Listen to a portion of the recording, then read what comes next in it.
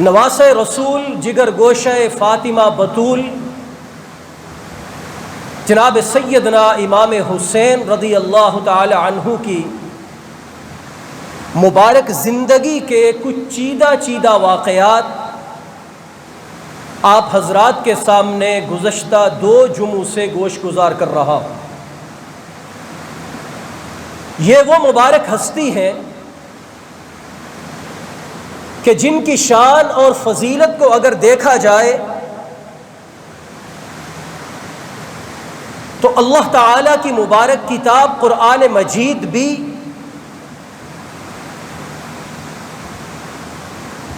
ان کی شان کو بیان کر رہی ہے، اور نبی کریم صلی اللہ علیہ وآلہ وسلم کی لسان نبوت سے نہ صرف سیدنا امام حسین رضی اللہ تعالی عنہ بلکہ اس پورے گھرانے کہ جنہیں اہل بیت عظام کہا جاتا ہے احادیث کی کتابیں بھری پڑی ہیں، اور ان کی زندگی میں آنے کے بعد تو فضائل اور شان ارشاد ہے ہی۔ ابھی یہ اس دنیا میں آئے نہیں تھے، تب سے ان کی شان اور فضائل کو آقا نامداد حضور اکرم جناب محمد مصطفیٰ احمد مجتبیٰ صلی اللہ علیہ وآلہ وسلم بیان فرماتے رہتے تھے۔ حضرت امام حسین رضی اللہ تعالی عنہ کی والدہ حضرت فاطمہ ہے، اللہ کے نبی علیہ الصلاۃ کی سب سے چھوٹی، سب سے لاڈلی اور چہیتی بیٹی، جن کے بارے میں آقا نامدار حضور علیہ الصلاۃ نے فرمایا کہ الفاطمۃ بضعۃ منی، فاطمہ میرے جگر کا ٹکڑا ہے۔ اور ان کے بطن اطہر سے امام حسین دنیا میں آئے کہ آپ کے والد شیر خدا حضرت علی المرتضی رضی اللہ تعالی عنہ ہیں۔ ابھی آپ دنیا میں آئے نہیں تھے کہ حضرت عباس کی بیوی حضرت ام الفضل حضرت عبداللہ ابن عباس کی والدہ بڑی جلیل القدر صحابیہ ہے، انہیں یہ توفیق اور یہ شان حاصل ہے کہ انہوں نے نواسہ رسول کی اپنی گود میں تربیت فرمائی ہے۔ جناب سیدہ ام الفضل حضرت عباس کی زوجہ، انہوں نے ایک خواب دیکھا، فرماتی ہیں کہ میں دیکھتی ہوں کہ جناب نبی کریم صلی اللہ علیہ وآلہ وسلم کے مبارک جسم اطہر کا گوشت کا ایک ٹکڑا کٹا، بازو کٹ گیا یا ٹانگ کٹ گئی، جسم کا ایک ٹکڑا کٹا اور کٹنے کے بعد میری گود میں آ کر گر گیا۔ میں بڑی پریشان، یہ عجیب خواب ہے۔ صبح میں حضور علیہ السلام کی خدمت میں حاضر ہوئی اور میں نے عرض کیا کہ میں نے یہ عجیب خواب دیکھا ہے۔ آپ علیہ السلام نے استفسار کیا کہ ام الفضل کیا دیکھا؟ تو میں نے خواب دہرایا کہ میں دیکھتی ہوں کہ آپ کے جسم کا ایک ٹکڑا گوشت کا ایک حصہ کٹتا ہے اور میری گود میں آ کر گر جاتا ہے۔ بات آگے بڑھانے سے پہلے میں عرض کرتا چلوں کہ خواب ان کے بارے میں حضور علیہ السلام نے یہ ارشاد فرمایا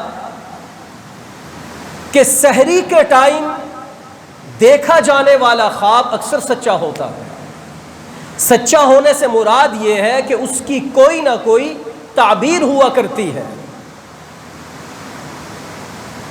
لہذا خواب دیکھنے پر ایک مسلمان کو بعین ہی ویسے یقین نہیں کرنا چاہیے کوئی حجت شرعیہ یا دلیل نہیں ہوتے، لیکن جو صبح کے ٹائم سحری کے وقت انسان خواب دیکھتا ہے، اگر اس خواب کا کوئی مقصد ہو، یعنی کوئی بات اس میں انسان دیکھے، تو ہو سکتا ہے کہ اللہ تعالیٰ اس کی تعبیر ضرور سامنے فرما دے، جلد یا بدیر۔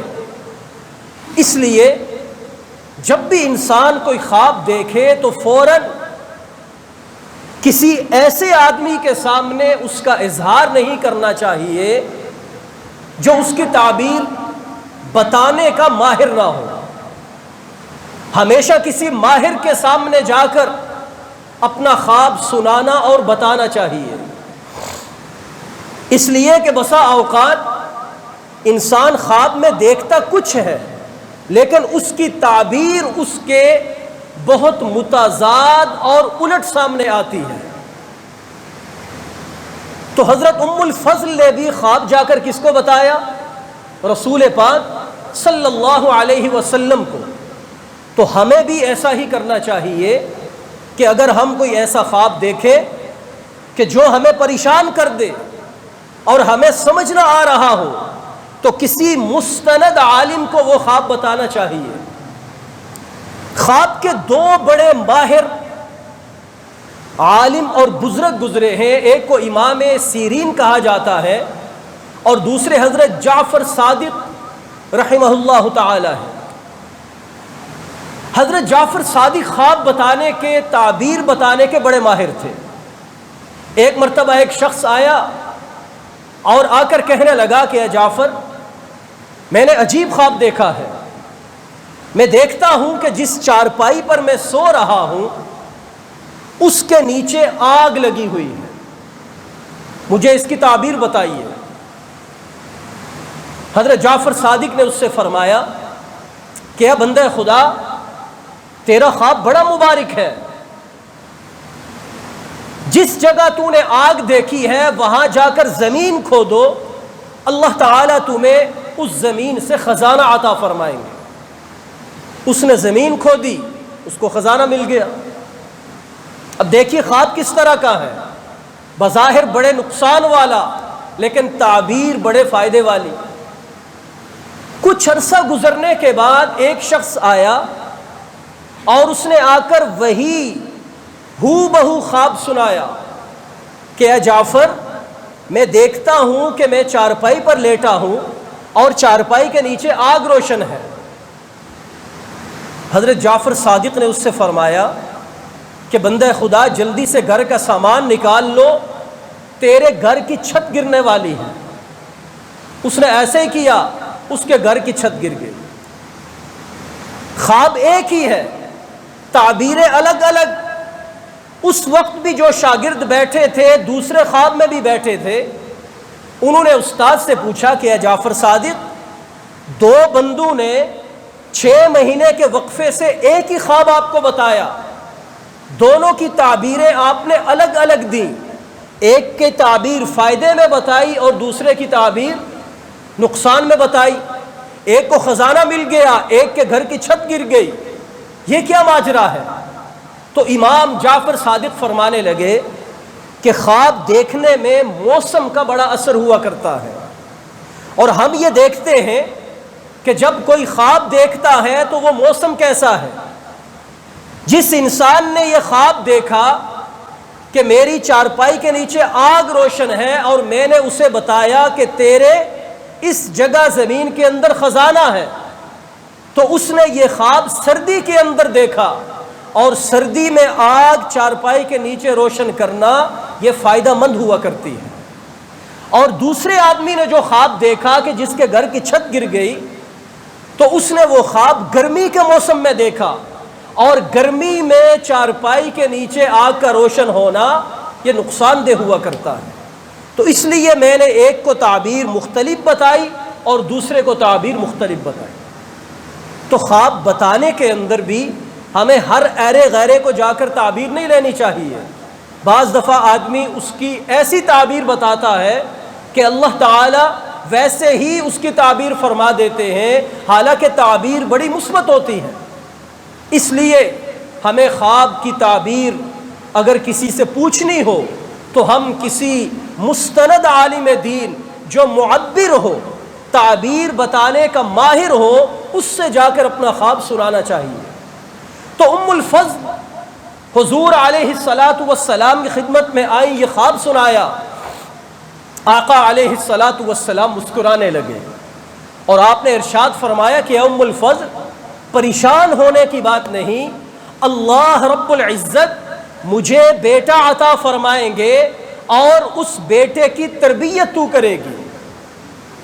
کچھ ہی وقت کے بعد حضرت فاطمہ الزہرا رضی اللہ تعالی عنہا کے جسم اطہر سے اللہ تعالی نے جناب سیدنا امام حسین رضی اللہ تعالی عنہ کو پیدا فرمایا، اور ام الفضل نے انہیں اپنی گود میں اٹھایا اور بچپن میں ان کی تربیت فرمائی۔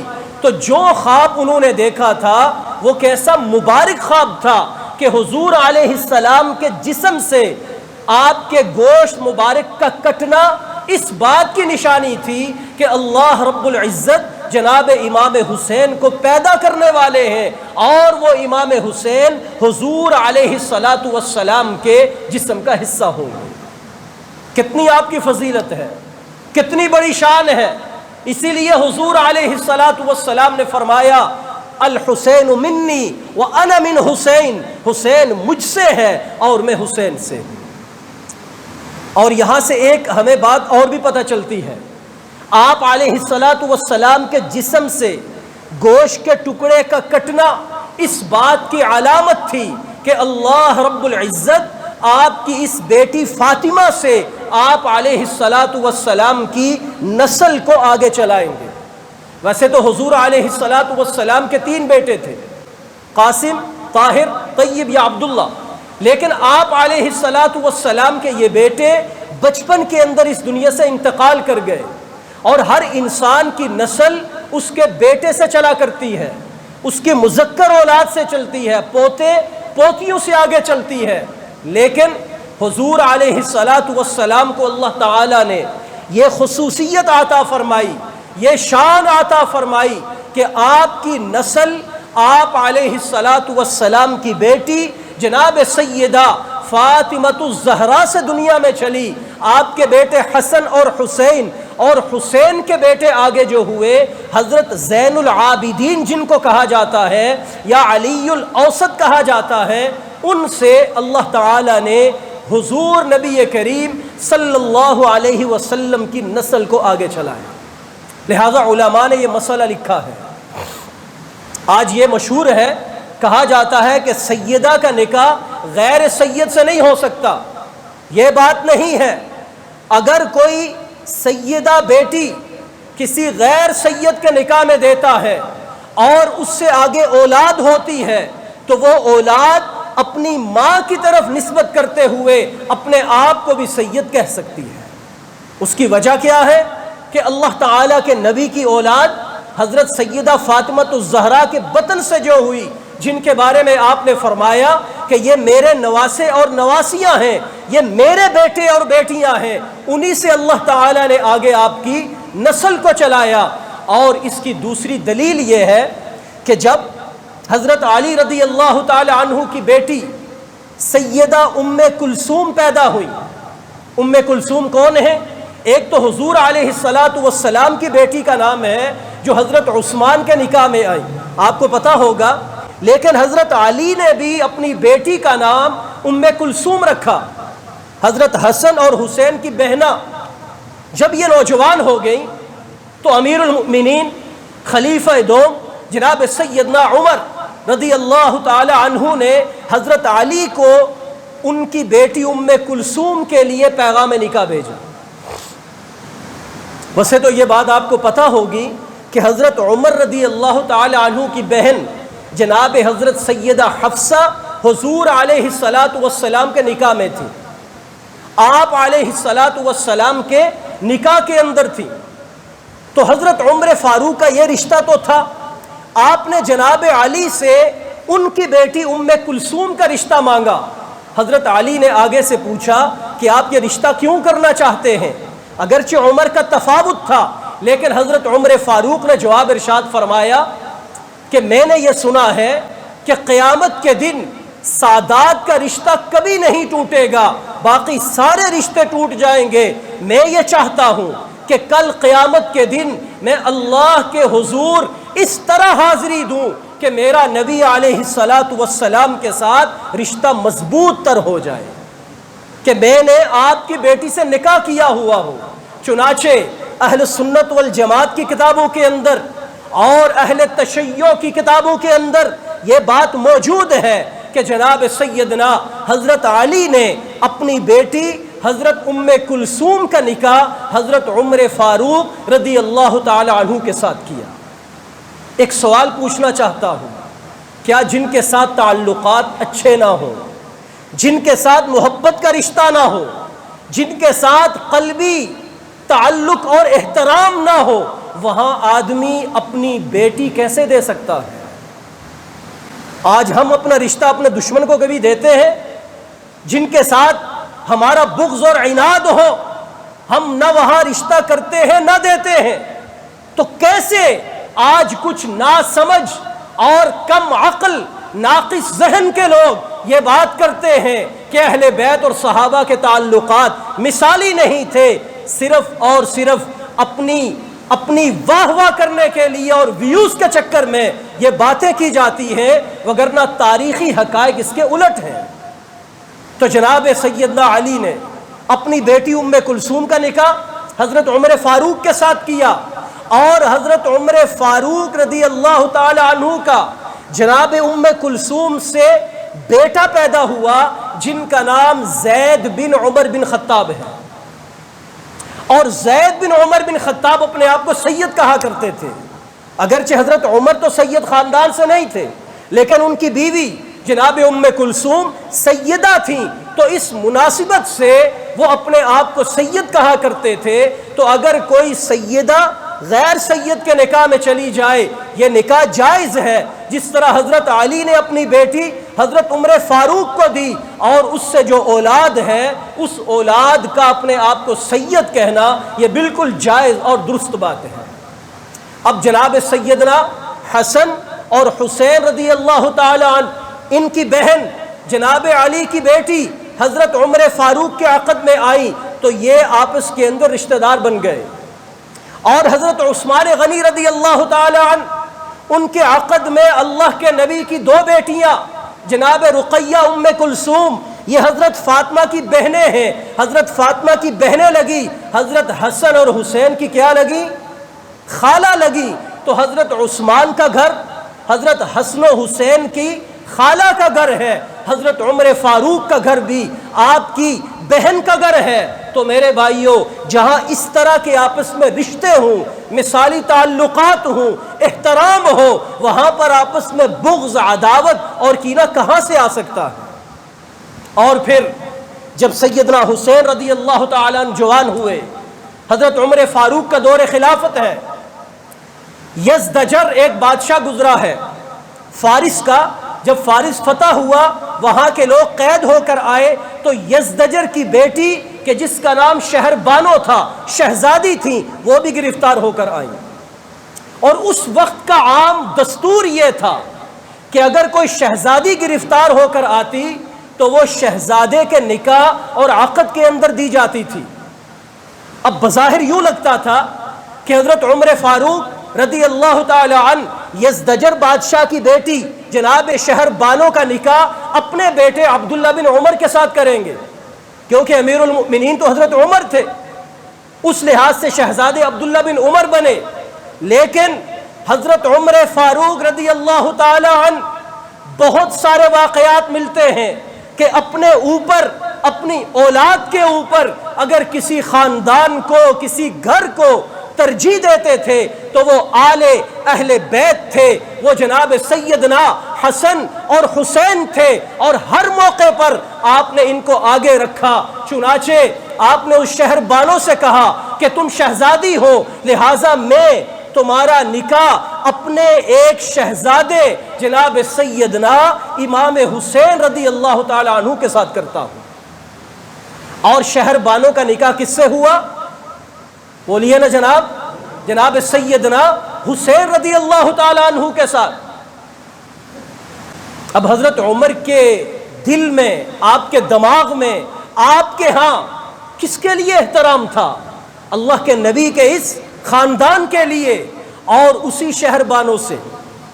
دلچسپ بات یہ ہے، جس کا نکاح حضرت عمر فاروق نے حضرت حسین سے کروایا، اسی شہر بانوں سے آگے حضرت امام حسین کی اولاد جناب زین العابدین پیدا ہوئے، اور یہ وہ واحد بیٹے ہیں جو کربلا کے اندر زندہ رہے، اور آگے جتنی اولاد اور نسل چلی ہے وہ جناب زین العابدین سے چلی ہے۔ تو وجہ کون بنے؟ جناب سیدنا عمر فاروق رضی اللہ تعالی عنہ۔ حضرت علی اپنی بیٹی عمر فاروق کو دے رہے ہیں، ام کلثوم نام ہے، ان سے بیٹے زید بن عمر پیدا ہوئے۔ تاریخ کی کتابیں اٹھا کر دیکھیں، کیا کوئی اپنے ساتھ بغض رکھنے والے کو، عداوت رکھنے والے کو بیٹی دیا کرتا ہے؟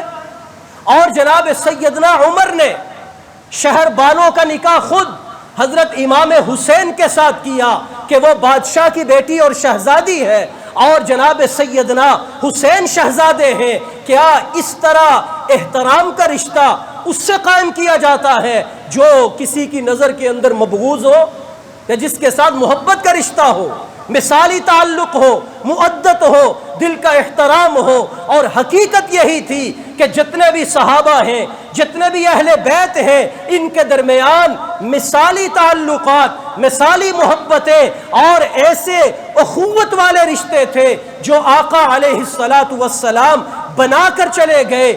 اور پھر حضرت عمر فاروق کے بعد دور آتا ہے جناب سیدنا عثمان رضی اللہ تعالی عنہ کا۔ حضرت ابو بکر کی خلافت اللہ کے نبی کی وفات کے بعد 2 سال، اس وقت حضرت حسین رضی اللہ تعالی عنہ کی عمر 7 سال تھی۔ اللہ کے نبی کے بعد ابو بکر خلیفہ بنے، 2 سال ان کی خلافت رہی، آپ کی عمر 9 سال یا 10 سال ہو گئی۔ جب حضرت عمر اس دنیا سے گئے تو آپ کی عمر 19 سال ہو گئی۔ اب 19 سال کے نوجوان ہیں۔ حضرت عثمان کا دور ہے۔ حضرت عثمان کے دور میں مجاہدین کے ساتھ جہاد کرنے میں صف اول کے اندر اگر کوئی سپہ سالار کی حیثیت سے آپ کو تاریخ کی کتابوں میں شریک ملتے ہیں تو وہ جناب سیدنا حسن اور سیدنا حسین رضی اللہ تعالی عنہما کی ذات ہے۔ کیا جس کی حکومت کو کوئی قبول نہ کرے اس کی حکومت میں جہاد کرنے کے لیے جا سکتا ہے؟ اگر کسی کی حکومت جائز نہیں تو اس کے ساتھ جہاد کے لیے نکلنا جہاد نہیں بلکہ فساد ہوا کرتا ہے۔ تو کیا نعوذ باللہ ہم حضرت حسن و حسین کو فسادی کہیں گے؟ یہ بات نہیں ہے۔ بات یہ ہے کہ حضرت حسین و حسن حضرت عمر فاروق کو اپنا خلیفہ مانا، ان کا احترام کیا، رشتہ داریاں قائم کی۔ حضرت عثمان کا دور آیا، حضرت عثمان کے گھر کو اپنا گھر سمجھا، ان کے ساتھ مثالی تعلق قائم کیا۔ ان کی حکومت کے اندر آپ نے میدان جہاد میں جا کر جہاد کیا، صف اول کا کردار ادا کیا، اور اس کے بعد آپس میں وہ مثالی تعلق تھا کہ حضرت عثمان کے دور میں حضرت حسین رضی اللہ تعالی عنہ کے لیے یہ وظیفہ مقرر تھا، آپ جتنا چاہتے وظیفہ لے لیتے۔ کسی صحابی نے پوچھا کہ آپ کا دل اور ہاتھ بڑا کھلا ہے، آپ بڑے سخی ہیں، آپ کو اللہ تعالیٰ نے مال بھی بڑا عطا کیا ہے، اس کی کیا وجہ ہے؟ فرمانے لگے میرے پاس 2 ایسے راستے ہیں جہاں سے مجھے مال عطا کیا جاتا ہے۔ ایک راستہ ایسا ہے جہاں سے میں پوچھ کر لیتا ہوں، اور ایک راستہ اور دروازہ ایسا ہے جہاں مجھے پوچھنے کی بھی ضرورت نہیں پڑتی، جتنا مجھے چاہیے ہوتا ہے میں لے لیا کرتا ہوں۔ وہ دروازہ جہاں مجھے پوچھنا پڑتا ہے وہ جناب عبد الرحمن ابن عوف صحابی ہیں، ان سے پوچھ کر لیتا ہوں، وہ دے دیتے ہیں۔ اور جہاں مجھے پوچھنے کی بھی ضرورت نہیں پڑتی، جو چاہیے ہوتا ہے میں حسین لے لیتا ہوں، وہ جناب سیدنا عثمان غنی کا دروازہ ہے۔ حضرت عثمان غنی تو وسع غنی تھے، مالدار تھے، اور حضرت امام حسن اور امام حسین کو ان کی چاہت اور منشا کے مطابق آپ وظیفہ اور خرچہ دیا کرتے تھے۔ یہ آپس میں مثالی تعلق نہیں تھا تو کیا تھا؟ ایک مرتبہ حضرت حسین کے ساتھ مشورہ ہوا کہ چلو ہم دونوں عمرہ کرنے کے لیے چلتے ہیں۔ حضرت عثمان غنی امیر المؤمنین ہیں، 64 لاکھ مربع میل کے حکمران ہیں۔ حضرت امام حسین کو ساتھ لیا، عمرہ کرنے کے لیے چلے۔ راستے کے اندر حضرت سیدنا حسین بیمار ہو گئے، اور ایسے بیمار ہوئے کہ اٹھ کر چلنا آپ کے لیے مشکل اور محال ہو گیا۔ حضرت سیدنا حسین رضی اللہ تعالی عنہ نے حضرت عثمان سے فرمایا کہ آپ عمرہ کرنے کے لیے چلے جائیں، ایک دو نوجوان میرے پاس چھوڑ جائے، کیونکہ مجھے نظر نہیں آ رہا کہ میں آگے سفر کر پاؤں گا۔ حضرت عثمان نے فرمایا کہ یا حسین، یہ نہیں ہو سکتا کہ میں آپ کو بیچ راستے اس طرح چھوڑ کر عمرہ کرنے کے لیے چلا جاؤں، اور وہیں ان کی خدمت میں رہے۔ پورا قافلہ کھڑا ہے، ایک دو دن گزرے، طبیعت سنبھل نہیں پائی۔ حضرت حسین نے پھر منت کی، آپ نے صاف انکار کر دیا کہ آپ کے بغیر عمرہ کرنے نہیں جاؤں گا۔ جب کچھ دن اور گزرے، جب آپ کی طبیعت سنبھل نہیں رہی تھی، تو حضرت حسین نے آپ کو واسطہ دیا کہ اے امیر المؤمنین، میں اس نسبت کا واسطہ دیتا ہوں جو میری پیغمبر کے ساتھ ہے، کہ میں ان کا نواسا ہوں۔ اس نسبت کا واسطہ ہے کہ آپ میری وجہ سے سارے لوگوں کو تکلیف نہ دیں، آپ عمرہ کرنے چلے جائیں، میں ٹھیک ہو گیا آ جاؤں گا، نہیں تو واپسی پہ آپ مجھے مل لینا۔ اب جب اس نسبت کا واسطہ دیا تو حضرت عثمان نے کہا کہ ٹھیک ہے، آپ کے پیچھے گھر بھی اطلاع دے دی ہے، حضرت علی بھی آ رہے ہیں، اور اس نسبت کی وجہ سے اب میں مجبور ہوں، عمرہ کرنے کے لیے چلے گئے۔ جب واپس آئے، حضرت حسین سے وہی ملاقات ہوئی، آپ تندرست ہو چکے تھے۔ حضرت علی نے فرمایا کہ اے عثمان، آپ کی لازوال محبت اور حضرت حسین کے ساتھ جو آپ کا تعلق ہے وہ حسین نے مجھے بتایا ہے، میں علی آپ کا شکر گزار ہوتا ہوں۔ یہ واقعات آج کیوں نہیں بتائے جاتے؟ سفر کر رہے ہیں تو اگٹھے، ایک دوسرے کی خدمت تیمہ داری کر رہے ہیں تو اگٹھے۔ حضرت جناب سیدنا عثمان ان شہزادوں کا خیال کرتے ہیں تو سب سے پہلے انہیں مقدم رکھتے ہیں۔ میرے بھائیوں، اگر ہم انصاف کی آنکھ سے دیکھیں تو ہمیں صحابہ اور اہل بیت کے اندر سوائے محبتوں کے، الفتوں کے، مثالی تعلقات کے اور کوئی بات نہیں ملے گی۔ ہاں، جس نے اپنی زندگی کو روپے پیسے کے ساتھ پر کرنا ہے، وہ آپ کو یہی بتائے گا کہ بچپن میں یہ شان تھی اور پھر کربلا کے اندر اس ظلم کے ساتھ شہید کر دیے گئے۔ آپ کی تمام جوانی کی 50 سالہ زندگی کو وہ ذاکر آپ کے سامنے کبھی بیان نہیں کرے گا، لیکن آپ اہل سنت ہیں، آپ کو ان کی زندگی کا مطالعہ کرنا چاہیے اور ان تعلقات کو اپنے سامنے رکھ کر اپنے اس عقیدے کو پختہ کرنا چاہیے کہ ہمارے پیارے نبی حضور علیہ الصلاۃ والسلام نے صحابہ کو ستاروں کی مثل قرار دیا اور اہل بیت کو کشتی کی مانند قرار دیا، اور فرمایا جو اس کشتی میں بیٹھ کر ستاروں کی روشنی سے اسلام کی منزل کی طرف جائے گا، اللہ تعالیٰ اسے منزل مقصود پہ پہنچا دیں گے۔ ہم صحابہ کا بھی ادب، اہل بیت کا بھی ادب کرنے والے لوگ ہیں۔ اور پھر عجیب اتفاق دیکھیے، یہ محرم کا مہینہ تھا، جناب سیدنا حسین نے اسی مبارک مہینے کے اندر اپنے 72 جانساروں کے ساتھ باطل کے سامنے ڈٹ کر کھڑے ہوتے ہوئے اپنی جان قربان کر دی، اپنے اہل بیت کو قربان کر دیا، اور یہ ایسے امر اور زندہ جاوید ہوئے کہ ان کے جانے کے بعد ان کے نام لیوا آج تک انہی کی سنت پر عمل کرتے ہوئے، اللہ کے نبی کے دین حق کو بیان کرتے ہوئے باطل کے سامنے ڈٹ کر کھڑے ہو کر اپنی جانوں کا نذرانہ پیش کر رہے ہیں۔ ایک کربلا اس وقت قائم ہوئی سن 61 ہجری کے اندر، اور اسی کا تسلسل آج محرم کا 1446 ہجری ہے، لیکن آج بھی حسینی نام لیوا جو حضرت حسین پر جان قربان کرنے والے ہیں، وہ آج بھی اپنی شہادتیں پیش کر رہے ہیں۔ آپ ذرا دیکھیے فلسطین کے غزہ کی صورتحال میں وہاں پر اکتوبر سے حملے اور ظلم شروع ہوا، اب تک 90,000 تک فلسطینی شہید ہو چکے ہیں، اور بچے بوڑھے نوجوان ہر ایک سیدنا حسین کا جذبہ پیدا کر کے اللہ کے راستے میں کٹ رہے ہیں، مر رہے ہیں، لیکن باطل کے سامنے نہیں جھک رہے۔ اور ان کا جو سربراہ جناب حافظ ڈاکٹر اسماعیل ہنیہ شہید رحمہ اللہ تعالی، اس کو ایران کے اندر ظلم کر کے گائیڈڈ میزائلوں کے ساتھ اسرائیل نے شہید کر دیا۔ عجیب اتفاق دیکھیے یہ ہے، جناب حسین نے بھی کربلا کے اندر اپنے 72 جانساروں کی قربانی دی، اور آج ان کے نام لیوا اسماعیل ہنیہ نے بھی پہلے اپنے خاندان کے 70 لوگ اللہ کے راستے میں قربان کیے، جس میں ان کے بیٹے وہ بھی شہید ہوئے، بیٹیاں شہید ہوئیں، پوتے شہید ہوئے، پوتیاں شہید ہوئیں، اور پھر اس بوڑھے شیر نے اپنی زندگی بھی اللہ کے راستے میں، حق کے راستے میں قربان کر کے یہ بتا دیا کہ حسین کے نام لیوا آج بھی زندہ ہے، اور یہ وہ حق کا راستہ ہے کہ جس پہ چل کر سر کٹانا یہ بزدلی اور شکست نہیں ہوا کرتا، بلکہ یہ فتح اور ہمیشہ کے لیے امر ہو جانا ہوا کرتا ہے۔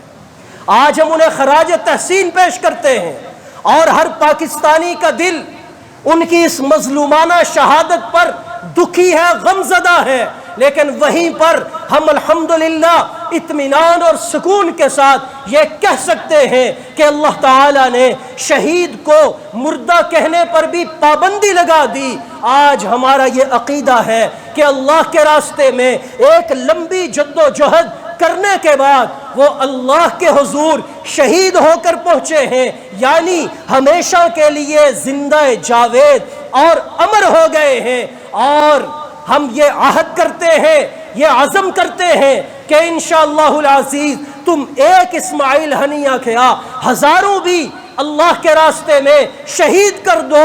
ان کا مشن، ان کا جذبہ جو حضرت حسین سے منتقل ہوا، نہ وہ کسی مسلمان کے دل سے نکال سکتے ہو اور نہ نکال سکو گے۔ انشاءاللہ العزیز ہمارے اندر جذبہ جہاد، جذبہ شہادت ان کی شہادت سے اور بڑا ہے، اور اللہ تعالی ہمیں توفیق دے گا تو ہم ان کے فلسطینی مظلوم مسلمان بھائیوں کے شانہ بشانہ اور جذبے کے ساتھ کھڑے ہوں گے۔ رب تعالی مجھے اور آپ کو اسی دین حق کے لشکر اور اسی راستے پر کاربند رہنے کی توفیق عطا فرمائے۔ وما علینا الا البلاغ المبین۔